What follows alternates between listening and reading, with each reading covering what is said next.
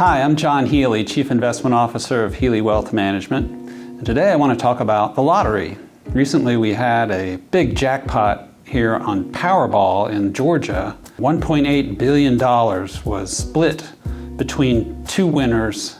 One of them was in Missouri and one of them was in Texas. That's right, different states. Powerball is a multi-state lottery, so we had two out-of-state winners. It got up to $1.8 billion because there were like 42 rollovers of the pot that there was no winner. And then we got two on September 6th. You'd think that means that each of the two winners would get half of $1.8 billion or $900 million each. No, that's not the way it works. To get into the calculation of it, the $1.8 billion is the total of all the annuity payments over 30 years, and it's calculated based on the Treasury bond rate, or around 5%. What it actually is 820 million. And there are two of them, so they each get 410 million. So the question is whether you would take the annuity that they offer or whether you'd take the lump sum. And I would definitely recommend that they take the lump sum and not the annuity. The main reason is that once you take the annuity, you're stuck with it. You have no other options. If you take the lump sum, you can invest it any way you like. You can even buy an annuity that would possibly and probably likely give you better income while not locking you in for 30 years in case something better comes along later, or if something happens to the lottery. Now let's talk about taxes. They will withhold, so you won't pay it yourself. They'll just take it out before you get it. They'll take 24% federal tax, they'll take 6% state tax, well, in Georgia, because you pay the Georgia tax since you bought the Georgia ticket. These two winners were likely not purchasers of paper tickets. They probably played online, which I think is smart. I'll mention that in a minute. 410 million before tax. After the 24% federal and 6% state withholding, they'll each get a lump sum of 287 million. So that's a far cry from what you might have thought that you'd get 900 million. You'd get 287 million, but still, a lot of money. Now, how can you claim your prize? For a large prize like this, you can keep your identity confidential by request. You have 180 days to claim. I would recommend going ahead and signing it, put your name on the back, sign it. I know some people say not to do that, but I think it's the best way to go. Take a picture of it, upload that picture on the cloud, keep a backup of that picture so that if you lose it or someone steals it, you can sue and have evidence that you actually owned the ticket before they stole it. Put it in a safe or safe deposit box until you claim it. And I would claim it as soon as possible. You want to get it into an account. Again, so these two guys were smart, or gals, I don't know who they were. We don't know who they are yet, so they're probably smart and requested anonymity. It seems like they played it online, and that way they have a record. If you purchase a ticket, paper form, there's no official record that you bought it. The retailer where you bought it might have some recollection or video that you bought it, but there's really no official record. The paper ticket is actually just a bearer certificate. There's no transfer agent. It's lightly regulated, so if you lose it, you have to prove your ownership. If you have the ticket and you lose it, you didn't take a picture, you didn't sign it, it's just a blank ticket and you lose it or someone steals it, good luck. Stock certificates, when you buy a stock, they're actually registered in your name directly with a transfer agent. So just for comparison's sake, it's an interesting case where if you look at how stock certificates are different than lottery tickets, there's a big difference.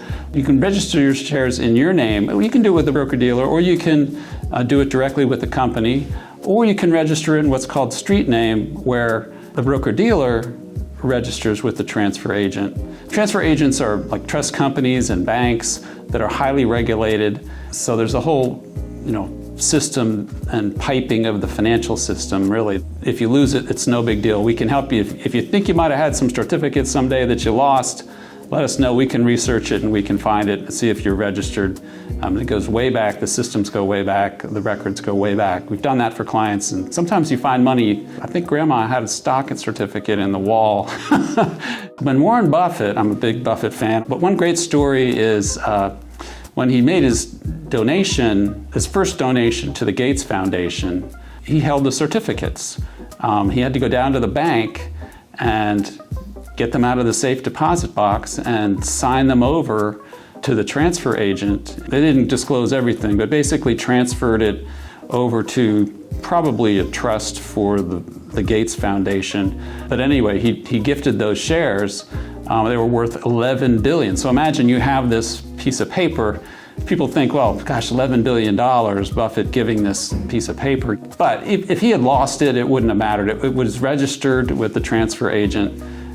Transfer agent like JP Morgan, for instance, big companies like that are ingrained in the financial system, that you don't have to worry about it if you lose it's a hassle if you lose your stock certificate, but if it's a legitimate stock certificate, it has been registered and you'll get your money. Let's talk about the lottery business. Warren Buffett, again, he's called the lotteries or gambling. He says a tax on ignorance. My father used to say voluntary taxation. And when Buffett was raising his young children, he did buy a slot machine to kind of teach his kids how you end up losing over time. Kind of a lesson to teach your kids by taking their money, by having a slot machine in your house. I've heard that. I don't know if it's a true story, but I've heard people say that was the story people talk about with Buffett. But so it's a tax on ignorance, because the odds of winning are just so ridiculous. The Powerball odds in this case were 1 in 292 million. The statistics are that only one in a little over 1 million people in the world were struck by lightning last year. So just people living their normal lives in a year, if you're living a normal life, you have a much better chance of being struck by lightning in the year than you would winning the lottery. So that kind of gives you some perspective. Let's talk about the business of the lottery. Georgia Lottery, it's called the Georgia Lottery Corporation, and it's state-owned. It's run by a board that's elected by the governor. Interestingly, it's self-funded by the ticket sales. It's not like a general obligation bond that the state issues, where the bond would have the full taxing authority of the state to pay the bond. If you look at the credit worthiness of the Georgia Lottery Corporation, it's just based on the operation of the lottery. It's based on ticket sales. So, that's another reason not to take the annuity, is you're locked in to this creditor who's going to be paying you your money over the years, and who knows, 30 years? I don't know if I'd invest in the Georgia Lottery as a company for 30 years. And they wouldn't have as good a credit rating as the state. You can buy a Georgia general obligation bond that would yield almost 4.5%. So that's the kind of yield you might be able to get tax-free, federal and state tax-free.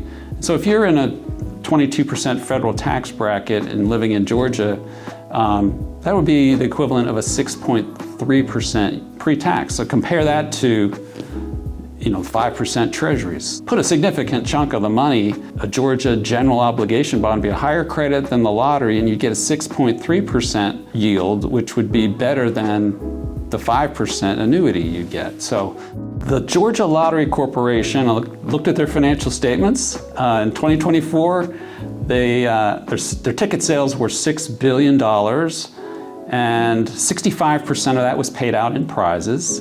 25%, 1/4, was paid to the state's Hope and pre-K education programs. And then by statute, 6% of ticket sales go to the retailers who sell the tickets. That's not just free money. They have to follow the rules, and there's some expense that they have to incur to be engaged in selling the lottery tickets. Particularly in poorer areas where more people buy the tickets. So this is why when you go into a convenience store in an affluent area, you may not see lottery ticket sales. It's not just the Georgia Lottery Corporation that runs the lottery. There's two multi-state games. The Powerball and Mega Millions are run by the Multi-State Lottery Association, or MUSL. It's a 34-member owned lottery, and the Georgia Lottery Corporation is one of them. The Georgia Lottery Corporations, people do elect the annuity, and when they do that, the Georgia Lottery is liable for honoring those annuity payments. And some states, like Colorado, let the Multi-State Lottery Association hold the money that's set aside for investing and supporting the annuity payments. Georgia doesn't do that. They do it themselves. They open an account at a big bank. Now, they're by law required to invest only in U.S. Treasury securities, bonds, Treasury bonds. They can't buy anything else, and that's good. You wouldn't want them speculating or doing bad investments with the investments supporting the lottery annuities. There's an interesting book for sweepstakes. There is no law like that, and it's just really regulated only by the FTC. And so the story of the Publishers Clearinghouse is a great book by a guy named Darrell who worked at Publishers Clearinghouse for 30 years, a veteran of the company. It's called Downfall of an Icon because, Publishers Clearinghouse eventually went bankrupt, and a bunch of the winners ended up having their annuities canceled. That's what the Publishers Clearinghouse, back in the day when they were doing sound investing, they would just buy a solid insurance policy to guarantee the annuity payments. And instead, they started paying them from operating cash. That was okay because they had the cash, but they didn't think about the future of their business. The Publishers Clearinghouse was basically a door-to-door magazine salesman, but it was just through the mail. And they came up with this idea for marketing to do a sweepstakes. They bought a magazine, they'd have a better chance of winning the sweepstakes, which wasn't true, but it really made their magazine sales go through the roof. It was a tremendously successful marketing campaign to do a sweepstakes to get people to buy more magazines. But then, of course, magazines with the internet went out of favor, and the revenues of the Publishers Clearinghouse were under pressure, and their cash flow, operating cash, declined, and lo and behold, they just didn't have enough cash flow to continue supporting the annuity payments, and that's what happened. It ended up going bankrupt. And so, some lifetime winners who were living on their annuities, the payments stopped. And so that gives you a flavor for sweepstakes. The regulation for sweepstakes like that is very weak. You're really only under the Consumer Protection Law, Truth in Advertising, Federal Trade Commission, case-by-case situations, usually after the fact. Lottery regulation is much better. Lotteries are under state law, and they have state lottery oversight committees. It's similar to self-regulation by state-elected or appointed officials. Better regulation than the sweepstakes, for instance.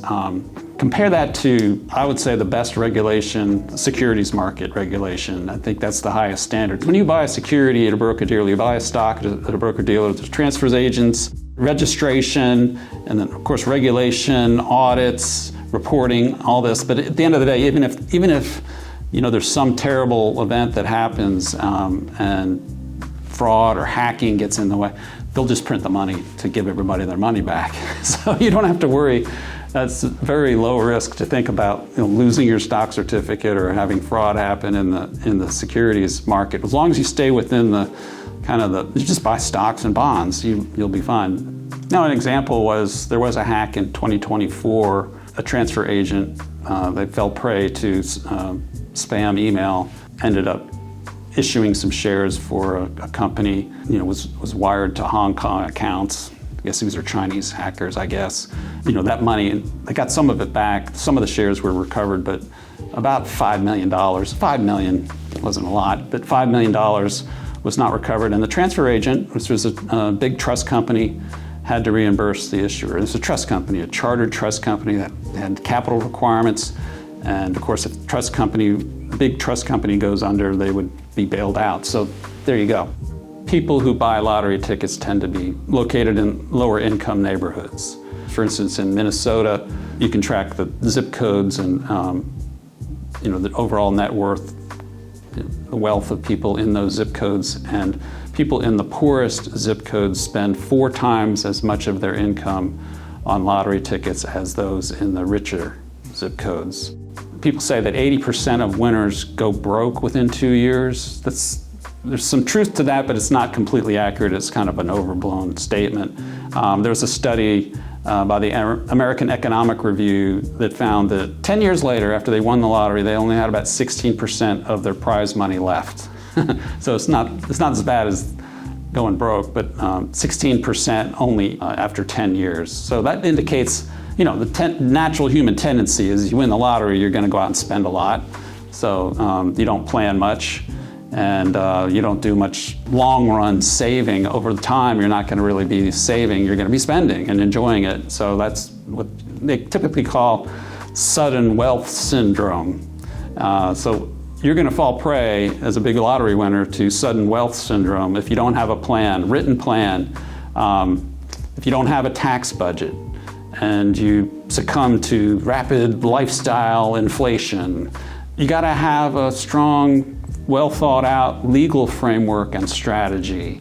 And, other than just charities and others being very aggressive to solicit money, gifts from you, family pressures. There's a lot of social pressure. And you watch stories on YouTube about people that have won the lottery. The son won $25 million or something like that, and the lump sum, and his mother said, well, just expected that he would give her half of and just because she was his mother. And that didn't go over well.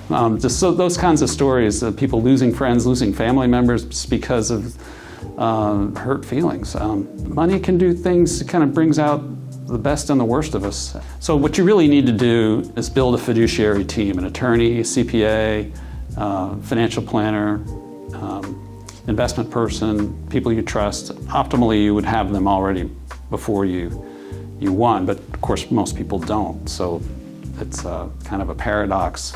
And you want to set up a gifting plan. Another interesting fact about lotteries is the bigger the jackpot, the more the players. Ticket sales rise sharply as the jackpot rises, and the rollover effect creates more and more people. That's why you get these ridiculous odds, I think, is more and more people play, the odds go down. The pot goes up, but the odds go down. So they call it lottery fever as the rollovers build up the pot. Now I look at a spectrum in the stock market, I'd say, there's the sound investing. That's where you look at the value of a company and you've analyzed it, and then you kind of move over where you don't really know the value of the business. The value of the business depends on this great future, and you have confidence in the great future that's unproven. And that's more of a speculating. There's nothing wrong with that, speculating, but it's much lower hit rate, if you will. And so you make a lot of money, but most of the time you're going to lose a lot. That can be a sound way of investing, but it's kind of the hardest way, and we don't do it. And we tend to advise clients to, do that to a small amount, maybe 10% of their overall portfolio. You never want to speculate your retirement savings.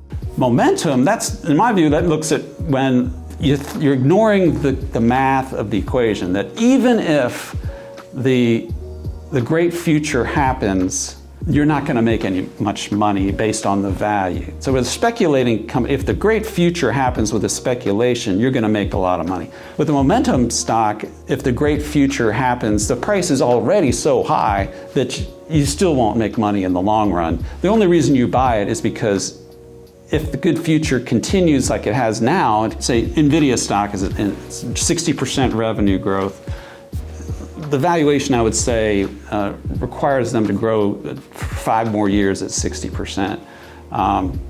So that has to happen for you to get just a T-bill rate as a return on your stock. Some of the other stocks in the Magnificent Seven in the S&P 500 right now are trading like that.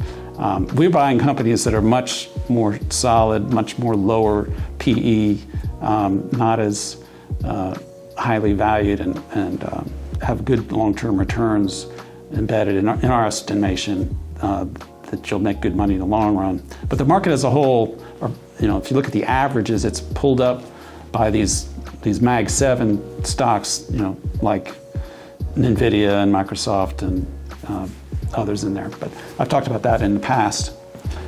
So that momentum investing. And then there's just pure out gambling, where you know for sure that you're going to lose. Well, not for sure, but there's such a small probability that you're going to win that it's just ridiculous. People think it's fun. Since I'm an analyst, I think about this stuff too much to have fun with gambling, so I just don't enjoy gambling. Some people do, but not my thing. Thanks for taking time to listen to me today and this story of the lottery. I hope you found it interesting and maybe a little bit entertaining. Subscribe to our channel, like the video, tell your friends, give me a call if you have any questions, send us an email. We'd love to hear from you. Thank you.